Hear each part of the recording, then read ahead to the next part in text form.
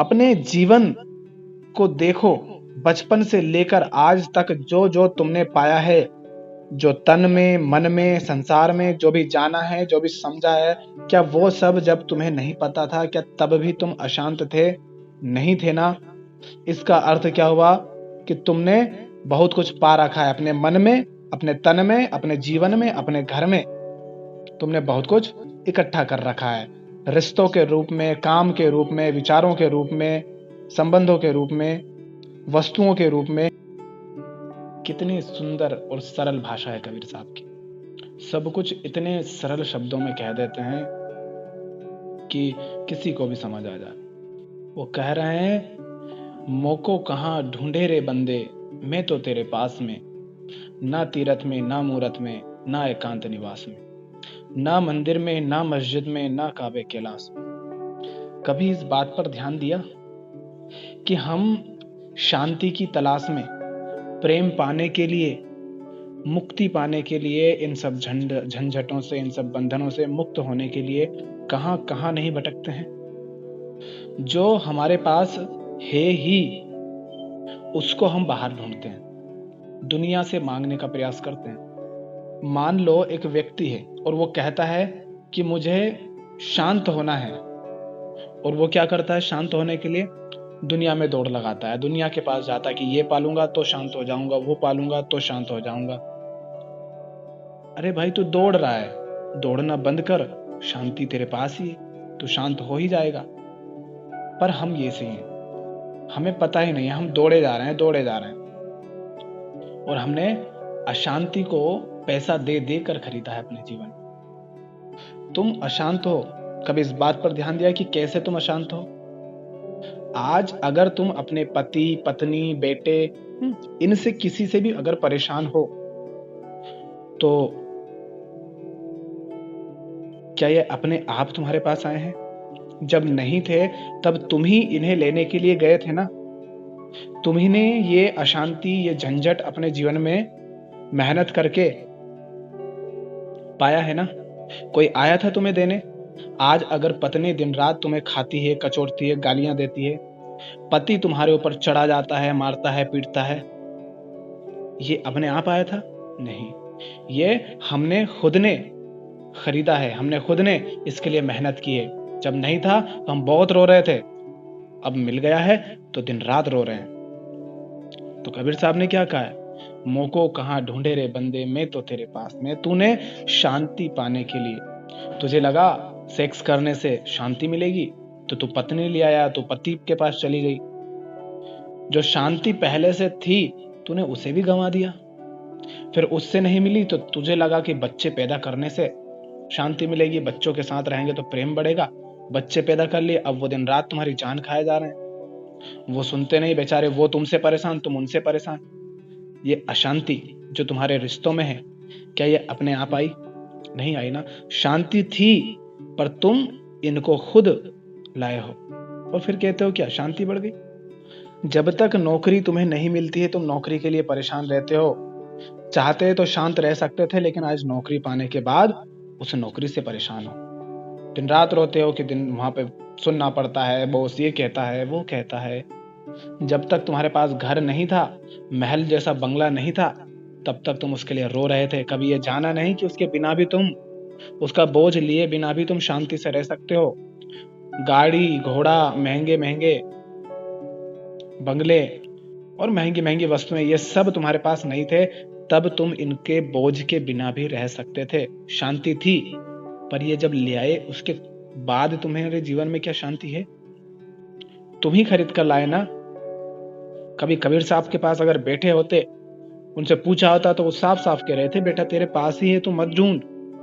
पर तुमने शांति घर में खोजी, अब झेलो उसका बोझ। गाड़ियों में खोजी, अब झेलो उसका बोझ। पत्नी में खोजी, पति में खोजी, बच्चों में खोजी, झेलो उसका बोझ। तुम शांति की बात करते हो, शांति तलाशते हो, और शांति के लिए तुम पैसों के पीछे भागते हो। बात ये नहीं कि पैसे मत कमाओ या खाओ नहीं, पर तुम कमा लेते हो, खा लेते हो, उसके बाद भी तुम्हारा पेट कहाँ भरता है? तब भी तो तुम एक दूसरे से आगे निकलने में फिर शांति ढूंढते हो। समझ रहे हो तुम्हारी अशांति का कारण क्या है? तुमने बचपन से लेकर आज तक अपने जीवन में ध्यान दो इस बात पर, तुम बचपन में क्या इन सब चीजों के लिए परेशान थे? क्या बचपन में तुम पैसों के लिए परेशान थे? क्या बचपन में तुम पति पत्नी या संतानों से परेशान थे? गाड़ी घोड़ों से परेशान थे? क्या तुम महलों से परेशान थे? किस चीज का बोझ तुम पर था? किस चीज से तुम परेशान थे? किसी से नहीं। क्यों नहीं थे? क्योंकि उस समय तुम्हारे पास वो सारी चीजें नहीं थी जो आज तुम्हारे पास है। तो तुम्हारी अशांति का कारण क्या हुआ? दुनिया की वो सारी चीजें जो तुमने इकट्ठी कर ली है इस उम्मीद में कि उनसे तुम्हें शांति मिलेगी। ऐसा नहीं कि बचपन में अशांत नहीं थे, बचपन में भी अशांत इसलिए थे क्योंकि शरीर तो तुमने लिया है, और शरीर है तो थोड़ी बहुत अशांति तो रहेगी जब तक नहीं जानोगे स्वयं को। तो बस यही खाने पीने की या थोड़ी बहुत मस्ती कर ली, इन सब में अशांति थोड़ी बहुत रहती थी, बल्कि तुम मौज में थे उस समय, खिल रहे थे। तुम्हारा चेहरा देखो जाकर उस समय का। पर आज ये जो रोते हुआ, दुखी, परेशान, ये जो तुम्हारा चेहरा है, लाचार, डरा सा, सहमा सा, ये कैसे है? ये इस संसार से उम्मीदों के कारण है, इस संसार में शांति खोजने की तलाश के कारण है। तुम्हारे पास वो था, वो है, पर तुमने उसके ऊपर इस कचरे का, इस संसार रूपी रेत का, मिट्टी का, राख का इतना ढेर लगा दिया है कि वो हीरा उसमें दब गया है। तो शांति तुम्हारे पास है, तुम अगर उसे पाना चाहते हो तो तुम्हें इस राख को, इस मिट्टी को, इस गंदगी को उस हीरे के ऊपर से हटाना होगा। जिस भी चीज से तुम परेशान हो, देखो ध्यान से, क्या वो अपने आप तुम्हारे पास आई है? क्या वो तुम्हें जन्मजात मिली है? क्योंकि जन्म से जो चीजें मिली है तुम उनसे भी इतने परेशान नहीं हो जितने तुम संसार से मिली हुई चीजों से। तो जो चीज तुमने बाहर से पाई है, हर वही चीज तुम्हारे अशांति का कारण है। तुम्हारे पैर में अगर कांटा गड़ता है तो दर्द देता है ना, और शांति चाहिए तो उस कांटे को हटाना पड़ेगा। कांटे को हटाने में भी दर्द होगा, पर कुछ समय फिर बाद में उससे मुक्ति मिल जाएगी। पर जब कांटा नहीं था, क्या तब तुम्हें दर्द हो रहा था? नहीं, पर तुम्हें ऐसा लगा कि कांटे को पाकर और ज्यादा शांति मिल जाएगी। हमने यही किया अपने जीवन के साथ। हमने संसार के बोझ को अपने सिर पर रख लिया है, और जब तक उस बोझ को उतारोगे नहीं, शांति कैसे मिलेगी? ना तीर्थ में, ना मूरत में, ना एकांत निवास में। तुम्हें क्या लगता है कि तुम तीर्थ कर लोगे तो शांति मिल जाएगी? तुम्हें क्या लगता है कि तुम मूरत के सामने बैठ जाओगे शांति मिल जाएगी? ना मंदिर में, ना मस्जिद में, ना काबे कैलाश में। जाओ तुम केदारनाथ, वहां पर तुम्हें लाशें मिलेंगी पड़ी हुई जानवरों की। ये कौन है? ये वो इंसान है जो अपने पैरों से चल नहीं सकते, अपने पैरों से चल नहीं सकते, और पशुपतिनाथ के वहां जाते हैं पशुओं पर बैठकर। उनके दर्द, उनके घावों, उनकी पीड़ा को देख नहीं पाते। ऐसे तुम्हें शांति मिलेगी? दूसरों को दुख देकर तुम्हें शांति मिलेगी? तुम्हारे मन में खोट है, तुम्हारे मन में मेल है, तुम ईर्ष्या करते हो, तुम लालची हो, तुम क्रोधी हो, तुम मोह से ग्रस्त हो, ममता से ग्रस्त हो। जो अधर्म है, अन्याय है, जो गलत है, जो तुच्छ है, तुम उसको छोड़ नहीं पाते हो। उन सबको साथ लिए लिए तीर्थ कर लेने से तुम्हें कैसे मुक्ति मिलेगी? अगर मंदिर मस्जिद जाने से, तीर्थ कर लेने से अगर मुक्ति मिल ही जाती, शांति मिल ही जाती, इन सब बंधनों से मुक्त हो ही जाते, तो ये दुनिया के इतने जो तीर्थ स्थल लगे हैं, ये सारे फिर तो मुक्त हो चुके होने थे। क्यों नहीं हुए? क्योंकि बेटा, जब तक मन का मेल नहीं मिटेगा तब तक शांति नहीं मिलेगी। जो बोझ सिर पर रखा हुआ है, उस बोझ को लिए लिए तुम तीर्थ चले जाओ, मंदिर चले जाओ, मस्जिद चले जाओ, कैलाश चले जाओ, केदार चले जाओ, कुछ नहीं मिलने वाला। वो बोझ जब तक नहीं उतारोगे तब तक अशांति रहेगी। तुम चले गए तीर्थ कि भगवान, ये पत्नी मुझे रोज खाती है, मारती है, पीटती है, ये पति मेरे ऊपर चढ़ चढ़ बैठता है, इससे मुक्ति दो, और आकर वापस तुम उसी के साथ रहने लगते हो। कैसे मुक्ति मिलेगी? अगर वास्तव में वो अशांति का कारण है और नहीं चाहती वो भी कि शांति हो, तो दूर रहो। पर नहीं, हम चाहते हैं कि उससे जो हमें स्वार्थ की पूर्ति हो रही है, जो चीजें हमको मिल रही है, वो तो मिलती रहे, पर वो गालियां ना दे, वो लात ना मारे। हमारी भोग, हमारी वासना, ये सब तृप्त होती रहे संसार की चीजों से। हमें धन के कारण जो सम्मान मिलता है वो भी मिलता रहे, बड़े पद के कारण जो मान सम्मान प्रतिष्ठा मिलती वो मिलता रहे, पत्नी से जो मिल रहा है वो मिलता रहे, पति से पैसा मिलता है तो पैसा मिलता रहे, लेकिन उसके कारण जो दुख आता है, जो पीड़ा आती है वो ना मिले। अरे भैया, ऐसा नहीं होगा। तुम्हें अगर लोगों से महल दिखाकर सम्मान पाना है तो महल का बोझ तो तुम्हें ढोना पड़ेगा, और जो बोझ है महल का, वो बोझ उसके वजन से भी ज्यादा भारी है। सुख मिलेगा तुम्हें चीजों से, भोग से, वासनाओं से, लेकिन उस सुख के बदले में तुम्हें अपने जीवन की अशांति को गंवाना पड़ेगा। वो चुकाने को तैयार हो, रोने मरने को तैयार हो, तो ले आओ चीजें, भोगो। और जो चाहता है कि उसके जीवन में शांति आए, जिसे तुम ढूंढ रहे हो, वो तेरे पास में ही ये बंदे। अगर वो तुझे चाहिए तो जो ऊपर चढ़ा रखा है उसको हटा, उसको उतार दे। ना में जप में, ना में तप में, ना में व्रत उपवास में, ना में क्रिया कर्म रहता, ना ही योग संन्यास। कितने जप करोगे?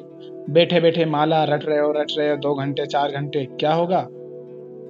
हाँ, जब तक रट रहे हो तब तक हो सकता है तुम किसी और को ना छेड़ो, तब तक हो सकता है थोड़ी बहुत शांति बनी रहे, पर वो दिखावटी होगी। व्रत करो, उपवास करो, ये जो तुम क्रियाक्रम करते हो कि पूजा कर दी, आरती कर दी, अगरबत्ती लगा दी, नारियल फोड़ दिया, कई कथा करवा दी, प्रवचन करवा दिए, कुछ नहीं होना इन सब से। जब तक जिंदगी में जो बोझ पाला है वो ना हटेगा, मन में जो मेल है जब तक उसे साफ नहीं करोगे, नहीं मिलेगा कुछ। क्या तुम्हें लगता है कि गंदगी पड़ी रहे फिर भी खुशबू आए? नहीं हो सकता। गंदगी के रहते रहते सफाई नहीं हो सकती, गंदगी को हटाना पड़ेगा, तभी सफाई होगी। ना प्राण में, ना ही पिंड में, ना ब्रह्मांड आकाश में, ना में त्रिकुटी भंवर में रहता, सब श्वासों के श्वास। तुम्हें क्या लगता है कि इन पत्थरों में मैं मिल जाऊंगा? पूछ लो तुम कितने ही पत्थर। अगर तुम्हारे मन में ही अंधकार है तो तुम पत्थर को भी पत्थर ही देखोगे। कभी उसके साथ इस तरह से गए हो उसके पास में कि जैसे वो जीवित ही हो? नहीं। तुम तो मूर्ति के पास भी जाते हो, कृष्ण के पास जाओगे तो उसके पास अगरबत्ती लगा के हाथ जोड़ के आ जाओगे। अगर वास्तव में वो तुम्हारे लिए कृष्ण है तो क्यों ना उन्हीं के साथ रह गए, क्यों ना उन्हीं का हाथ थाम लिया? इसका अर्थ है कि तुमने उसे मूर्त ही माना। तो पूछ लो इस मूर्त को, इस पत्थर को क्या मिलेगा? और तुम जिसके पास मांगने जाते हो, अगर वो वास्तव में तुम्हारे लिए बहुत बड़ा है, अगर वो सबसे बड़ा है, तो तुम संसार की छुटपुट चीजें क्यों मांगते हो? उसे ही क्यों नहीं मांग लेते हो? राम के पास गए तो राम को मांगो ना, दुनिया की चीजें क्यों मांगते हो? क्योंकि राम से तुम्हें कोई मतलब नहीं। राम के पास तो तुम भिखारी बन के चले गए, और भिखारियों को राम कुछ नहीं देते। वो ब्रह्मांड में, आकाश में कहीं नहीं है। अगर वो कण कण में है तो हर जगह है। तुम मंदिर जाओ, मस्जिद जाओ, इसका अर्थ ये है कि तुमने उसे बहुत सीमित कर दिया, बहुत छोटा कर दिया।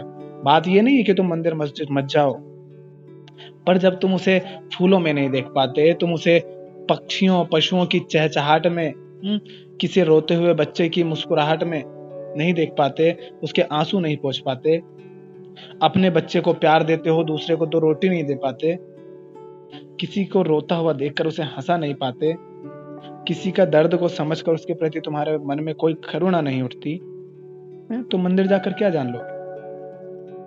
अपने दुख के लिए तुम रोना रोते हो, मरते हो, गाते हो, कभी दूसरों के दुख को समझा है? दूसरों का दुख तो तुम्हें दिखाई नहीं देता, और उम्मीद करते हो कि वो तुम्हारा दुख समझ ले और तुम्हें शांति दे दे। ऐसा नहीं होगा। जो खोजी होगा उसे तुरंत मिल जाएगा। तो इस संसार में ये जानना होगा तुम्हें कि जो भी इंसान दौड़े जा रहा है, जो भी चीजें उसने पाई है, क्या उसे उससे शांति मिली? अगर नहीं मिली तो तुम ये मानो ना कि नहीं दे सकेगा ये संसार तुम्हें शांति। जो तुम्हारे पास है ही तुम उसे बाहर खोज रहे हो, और इसी कारण तुम अशांत हो। तुम स्वयं को शरीर माने बैठे हो, और इस शरीर की मांगों को पूरा करने के लिए ही तुम संसार में दौड़ते रहते हो, और जब तक तुम दौड़ते रहोगे तब तक शांति नहीं मिलेगी। तुम्हारी अशांति का कारण ही यह है कि तुम दौड़े जा रहे हो, तुम्हारी अशांति का कारण ही यह है कि तुम और चीजों को इकट्ठा कर रहे हो, उनका बोझ अपने सर पर ला रहे हो। तुम्हारी अशांति का कारण यही है कि तुम कभी ठहरते नहीं, रुकते नहीं। तुम तुलना करते हो और उससे फिर आगे निकलने के लिए मेहनत करते हो, उससे अशांत होते हो। तुम ईर्ष्या करते हो, तुम लालची हो, तुम बात बात में क्रोध करते हो जहां नहीं कुछ भी करना है, और इसीलिए तुम अशांत हो। प्रेम तुम्हारे जीवन में नहीं है क्योंकि तुम सिर्फ उसे ही प्रेम का नाम देते हो जिससे तुम्हारा स्वार्थ जुड़ा है। तुम निस्वार्थ प्रेम किसी से कर नहीं पाते। एक व्यक्ति जिससे तुम्हारे स्वार्थ जुड़े हैं, उसको तुम हजारों लाखों रुपए दे देते हो। क्यों? क्योंकि उससे तुम्हारे स्वार्थों की पूर्ति होगी, आगे चल के वो तुम्हारे काम आएगा। किंतु भिखारी को तुम 2 रोटी देने से भी कतराते हो। फिर कैसे तुम्हें प्रेम मिलेगा? तुम निस्वार्थ तो हो ही नहीं अपने जीवन। तो हमारे जीवन में अशांति अपने आप नहीं आई है, उसे हम खुद लाए हैं। अपने जीवन को देखो, बचपन से लेकर आज तक जो जो तुमने पाया है, जो तन में, मन में, संसार में जो भी जाना है, जो भी समझा है, क्या वो सब जब तुम्हें नहीं पता था, क्या तब भी तुम अशांत थे? नहीं थे ना? इसका अर्थ क्या हुआ कि तुमने बहुत कुछ पा रखा है अपने मन में, अपने तन में, अपने जीवन में, अपने घर में। तुमने बहुत कुछ इकट्ठा कर रखा है, रिश्तों के रूप में, काम के रूप में, विचारों के रूप में, संबंधों के रूप में, वस्तुओं के रूप में। इन सब के रूप में तुमने बहुत कुछ इकट्ठा कर रखा है। तो जो कुछ भी इकट्ठा कर रखा है, उन सब के नीचे तुमने शांति को दबा रखा है। वो घुट रही है, तो तुम ये सब चीजें उसके ऊपर से हटाते जाओ, हटाते जाओ, हटाते जाओ, उसे उघाड़ते जाओ। शांति अपने आप जीवन में आएगी, और कहीं वो बाहर से नहीं आएगी। जहां है वो वहीं है, पर वो तुम्हें मिल जाएगी क्योंकि वो तुम्हारे पास ही है। अभी भी वो तुम्हारे पास है, लेकिन वो बहुत नीचे दबी हुई है। तो ये जो कचरा ऊपर चढ़ा रखा है, इसे हटाओ, इसे साफ करो, और कहीं मत भागो। दुनिया में कुछ नहीं मिलेगा। जितना भागोगे, जितना दौड़ोगे, उतने ज्यादा शांत होगे।